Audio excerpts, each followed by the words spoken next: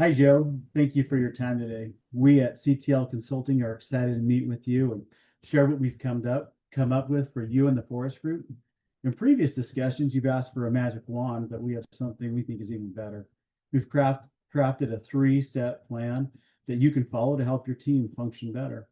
By following this plan, you can lead a long-lasting culture shift that will unleash the power and potential of your team and help you get back to growing in a profitable way. Thank you for sharing your story by video and having your team complete the assessment. We analyzed the results. We listened and learned and then collaborated to craft this simple three-step plan. Now, your feedback, we categorized it on the five dysfunctions that Lencioni talks about. Under trust, you had cliques forming on your teams. There was no openness. Info was coming to you through Abigail. People were afraid to speak up in meetings. You talked about wanting to build trust in a remote team and even a culturally diverse team with Juan. Joe, you avoid conflict at all costs. You want consensus, and it leads to unhealthy conflict and back channel conversations.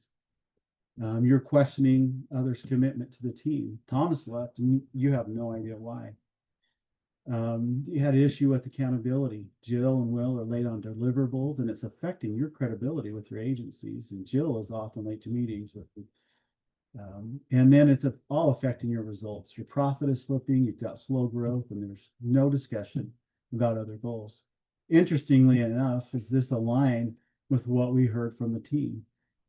You can see we circled the areas of greatest emphasis that we're going to focus on building on trust, addressing the conflict on the team, as well as the accountability. Um, as Patrick Lencioni said, building a strong team is possible and remarkably simple. And we think it is simple because we've built this three-step plan where you can build on a foundation of trust, cultivate healthy conflict, foster accountability that will drive the results that you. Rich is going to talk you through step one. Yeah, perfect. Thank you, Jared. Appreciate that. Um, Building a high performance team starts with addressing the core dysfunctions. The first and most important step is trust. And I'm not just talking about the kind of trust where we assume people will do their jobs. I mean vulnerability based trust, the kind where team members feel safe to be real, to admit their mistakes, to ask for help, and to care about each other beyond their job titles. Without this, teams can only coordinate or at best cooperate with each other. With it, they can truly commit, challenge, and support one another in ways that move the organization forward and propel it into future growth. There we go. Now, here's our approach to building that trust here at the Forest Group for you, Joe, and the rest of your family here. First, one-on-one connection. We'll spend time intentionally getting to know each team member's goals, struggles, and passions. This isn't just a quick check-in, it's the foundation for understanding what drives each person on a personal level. Second, we'll model vulnerability and lead by example. That means sharing why our mission matters to us on a personal level and being transparent about the challenges that you wrestle with on a personal level as a leader. If you can go first, it gives others permission to do the same. Third, personalized surveys will create a safe, private way for staff to reflect and give feedback. This helps people speak honestly without fear of judgment. And fourth, sharing meaning will draw clear connections between each person's passions and the organization's mission. So every team member sees how their voice shapes the bigger vision. Why spend time? Why spend so much time here? Because without this level of trust, everything else, healthy conflict, accountability, results, etc., become harder. Trust isn't built overnight, but these deliberate steps create the safety and connection that make it possible. As we move into the next section on healthy conflict and accountability, remember this: trust is the foundation.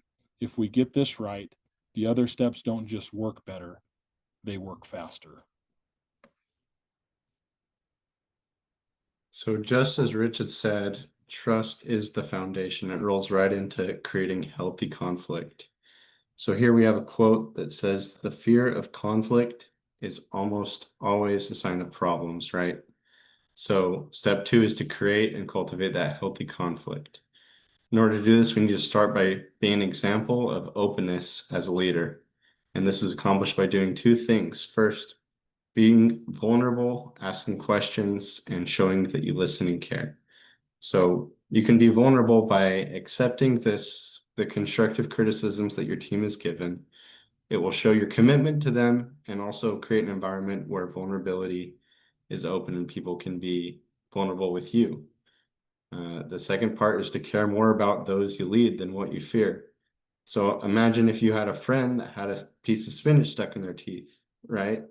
And they had an important meeting. You would probably tell them that there's that piece of spinach rather than not, just because it's an embarrassing conversation. So just in the same way you want to take care of your employees and you want them to succeed, you have to care more about them than what you fear. So the second part of this step two is to establish 4 to 6 team norms. So team norms are a powerful tool. You would just get your team together and ask, what are 4 to 6 things we can do to set as guidelines for our communication during meetings?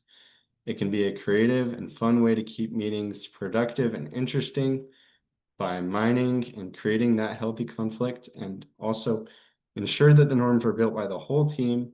That way everyone will have some buy-in and want to go forward with the norms. So thank you. Thanks, Ashton. So as we move into step 3, fostering accountability and results, we're focused on 3 key shifts that will help the team re-engage with ownership and shared purpose. Similarly to how Rich and Ashton both described trust and conflict, we have a plan for fostering accountability. First, accountability begins with modeling. Joe, when you're starting meetings and you're sharing your own weekly commitments, and even admitting when something didn't go as planned, it's going to send a powerful message. It sets the tone that accountability is safe, expected, and starts with oneself. Vulnerability-based trust isn't just about emotions, it's about transparency and action. Second, accountability is strengthened in relationships. One-on-ones, like Rich said, aren't just performance reviews, they're opportunities to clarify commitments and ask questions like, what support do you need to deliver? This shifts the tone from policing to partnership. Third, we want to normalize peer-to-peer accountability. Building in short team checks at the end of each meetings where everyone can reflect on what they committed and how they did. This will help move feedback from being hierarchical to shared. When everyone participates, including leadership, it's going to strengthen team cohesion and it's going to make accountability routine, not reactive. Finally, and we'll get into this a little bit more, is we recommend introducing a thematic goal supported by a clear public scorecard. This will create visibility, clarity, and momentum, and it'll align daily actions with shared outcomes. We want everyone to participate in conversations which are driven by the team, not just management. So this all matters because accountability isn't just about tracking results. It's about building trust, clarity, and momentum. When leaders and peers hold themselves accountable and each other accountable, it shifts culture from compliance to commitment. Clear commitment, visible progress, and shared feedback create an environment where people own the results because they feel part of them, not because they're told to deliver. This drives higher performance, better collaboration, and lasting results. So when it comes to fostering results, clarity is everything. So we have an example here of how a scorecard can connect day-to-day execution to a unifying thematic goal. In this case, we've given an example of building a scalable specialty insurance process in 90 days. You'll notice that each of the 8 objectives ladders directly to that central aim. These aren't just tasks, they're carefully sequenced sub-objectives with their own measurable KPIs and defined ownership. This creates alignment and focus, which are the hallmarks of strong execution. By breaking down the thematic goal into concrete components like piloting 3 agencies or hitting certain training milestones, we create checkpoints that drive momentum and remove ambiguity. As Patrick Lencioni reminds us, ambiguity is the enemy of accountability. So the goal of this scoreboard should be that a visual, transparent, and simple way of looking at this. We recommend a red, yellow, green indicator for the overall and progress bars that kind of show at a glance where with weekly cadence built in, allowing the team to self-correct, which will allow them to quickly talk about the results without needing to wait for a quarterly review. Ultimately, a well-built scorecard doesn't just measure performance. It reinforces the story of the strategy. And when everyone can see the finish line, they're going to run in the same direction.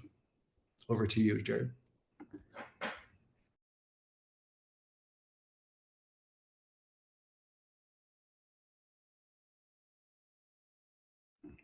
And Jared, we need to get you off mute to give us a final summary. Thanks. Thanks. Well, as